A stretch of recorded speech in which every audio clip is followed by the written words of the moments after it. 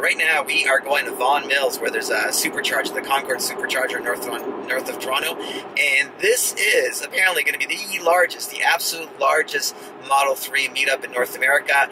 It's being led by Trev, that owns the Model 3 Club, and I think he started the Model 3 Club before Tesla even announced the Model 3. I'm not quite sure on the details. I haven't looked it up, but Trev's a good guy. I've seen a lot of the Ontario Tesla Club meetings, and he's put this together. So I expect there to be a ton of Model 3s. We'll see. We'll have a look at how many we actually have there.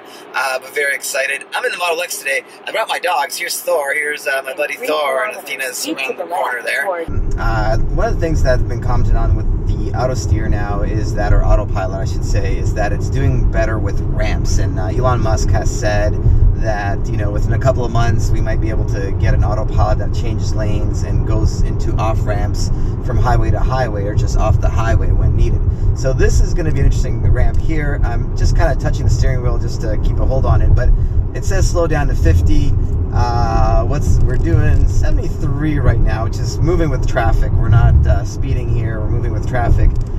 But here, it moved down to 70 miles an hour. It's moving along with traffic. It's slowing down to 63. I would say this is a little uncomfortably slow. I probably would be going a little faster if I was driving, but you know what? It's okay. And now it's going to speed up, hopefully. All right, I got to speed up because there's cars behind me. But that is a huge, huge improvement, because previously the car would just go at this at 110, and it would just be like, yep, we're doing 110, we're making this turn, and you had to be really careful with it.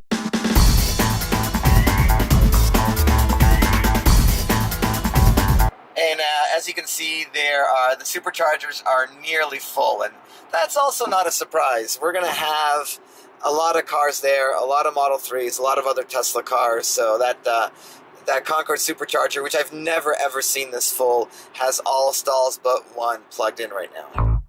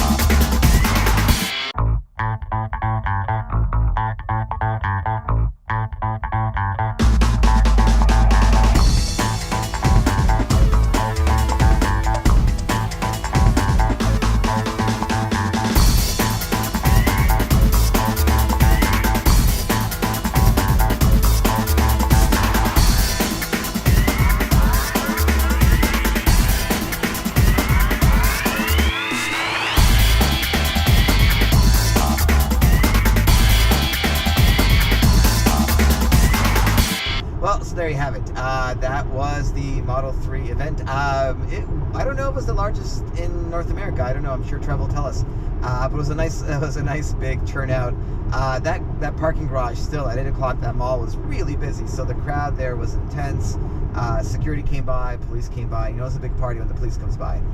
The dogs had fun. Thor got lots of attention. Athena did too. She's back there somewhere. But the dogs got a lot of attention. What did we learn today?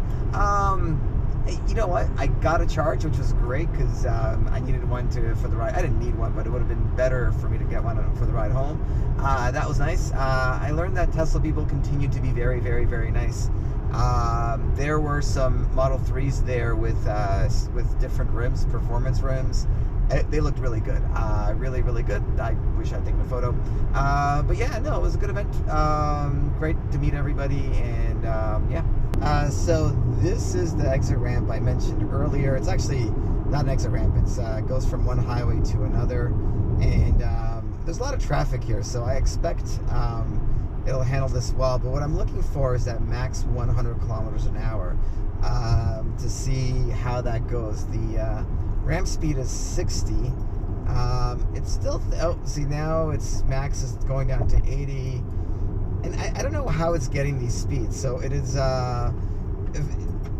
it's not the ramp speed, that's not what it's reading, but it assumes this is about an 80 max speed turn, and the car's going slower because we have a car up front, but I bet you the car wouldn't go much faster.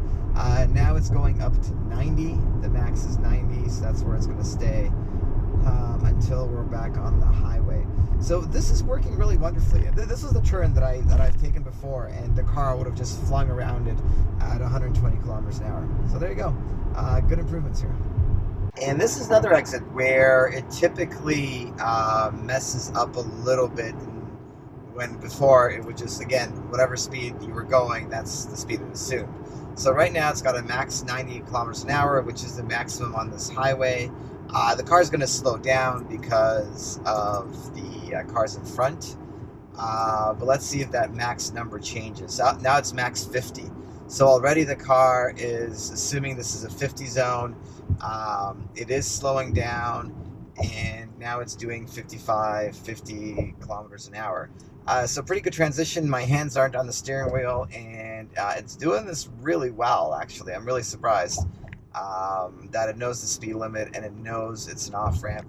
Now here we're moving into a road where the max is 50. I'm just going to make sure the car doesn't go above that.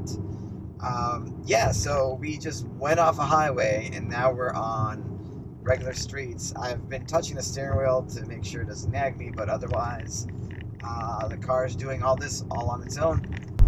Now the car will, like with this version of Autopilot, the car doesn't know red lights and stop signs. That's why you should never use Autopilot on regular roads without actively scanning and being a very active driver, even more so than on highways.